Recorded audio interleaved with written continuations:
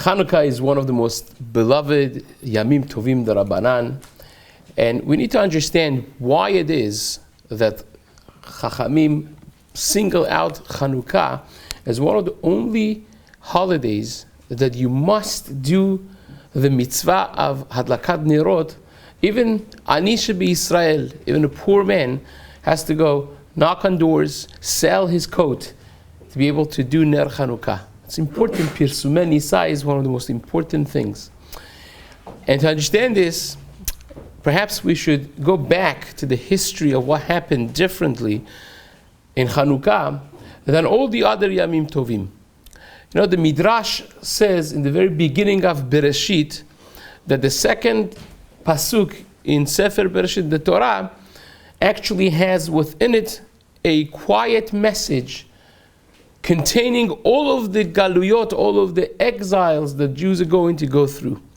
Ve'ha'aretz hayeta tohu vavohu ve'choshech al pnei tehom. The Midrash says tohu ze malchut Bavel, vohu is malchut Paras umadai. Tohu is desolate, destruction, emptiness. Woe is the same thing. Choshech, darkness. Zu malchut, zu Yavan. That is the Yivanim. That is the story of the Greeks and Hanukkah. And Al Pnei Tehom, the depth of the sea, that is the Malchut Romi, the last and final Galut. Now, Choshech, the element of Choshech is, everything is here. It's just you can't see them because it's dark. Versus Tohu Vavohu is destruction. Malchut Bavel, when Nebuchadnezzar, Nebuzaradan conquered Eretz Israel, they destroyed, they killed, and they dismantled everything. Same was with Romi, with Malchut Paras umadai, same story. By the Yivanim, they're not interested in destruction. It's an ideological war. It's a war of culture.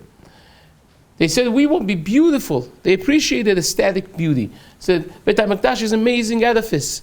We're going to use it for our own Avodah Zarah. They brought a tzelem in the Hechal. They brought a non-kosher animal on top of the Mizbech, but they kept the entire edifice and structure. Same is with their approach to the Jews. They say, we love you, the Nobel Prize winners. We just want you to come, mingle with us, mix with us, come to our social gatherings, to the stadiums, to the sports, the theaters, to the social and cultural elements of our society. Give in to the melting pot of America. That basically is what they wanted. And the light of Hanukkah represents that fighting back with the Torah. The Nes of Menorah, which is what we glorify on Hanukkah, not the Nes of Milchama. It represents the pure oil, the pure light of the Torah, the light that pushes off the Choshech, the darkness of Yavan. The Yom Tov of Hanukkah is Yom Tov of Torah Sheba'al Peh, of people learning Torah. La'ashkicham Toratecha, the gezerah that they had was for the Torah to be forgotten.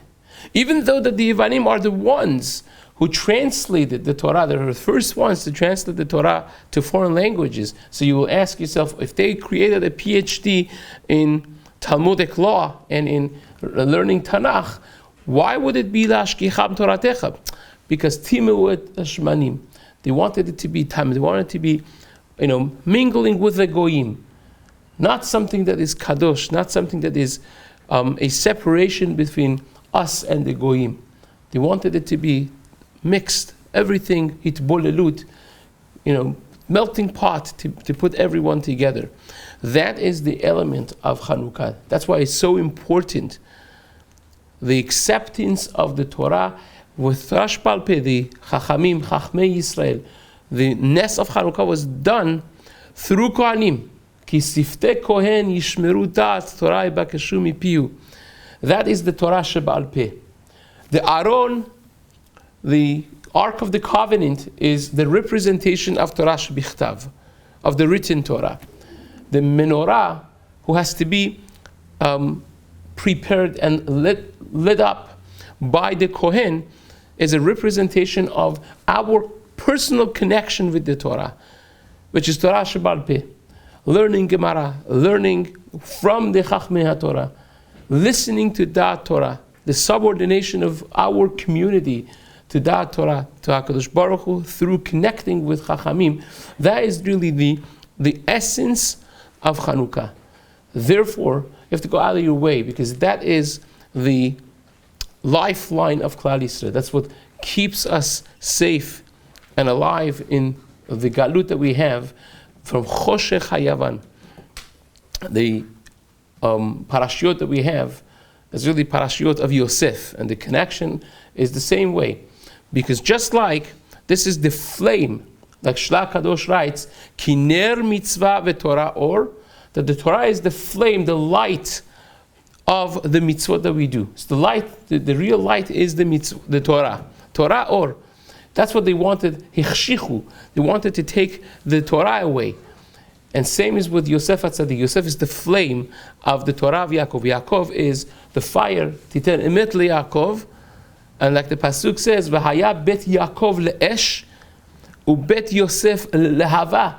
The flame, the real light of the Torah is Yosef. The parashiot of Yosef, which is so connected to Hanukkah, is because Yosef is the one person that proudly brings the culture of his father to the heart of the non-Jewish society. Bil'adai, ha'elohim ya'aneh shalom paro. He says, not me, it's not you. He's speaking to someone that announces himself as God. Paro, like the Pasuk says in Yechaskel Perek Chaftet, Li yeori va'ani asitini. And yet, he's proudly announcing his faith, Yosef HaTzadik, living with our culture proudly amongst the Goyim. That is the secret of Hanukkah. The fighting, the ideological cultural war, when we live amongst the Goyim, really is the essence of Hanukkah, something so important and so fundamental. And that perhaps explains the importance of why it is that afilu anisha be'Yisrael, even a poor man that doesn't have the means, has to go beg and sell his garments to be able to celebrate Hanukkah properly, to light that light of Hanukkah, to bring our light to the door. We put it by the door because that's the differentiation between us and the Goyim. There's a midrash that Rambam brings that one of the gezerot was that the Jewish homes were not supposed to have a door, because that's exactly what they wanted. No separation. We want you to be mitbolel. We want you to assimilate. And we put the light by the door. Up until here's the culture outside. You enter these doors and you're entering Bet HaMikdash. You're entering a Mikdash. You're entering a sanctum of Jewish thought. That's how we live our lives, proudly with our culture, with our thought process, being proud of our values amongst the Goyim. And with that, HaKadosh Baruch Hu will say, Avdi ata Yisrael, you're my servant, O Israel, Asher becha etbar, that I am proud of, Be'ezrat Hashem, we should all be zochet to the light of Torah and light of Hanukkah, Be'ezrat Hashem, Amen. Amen.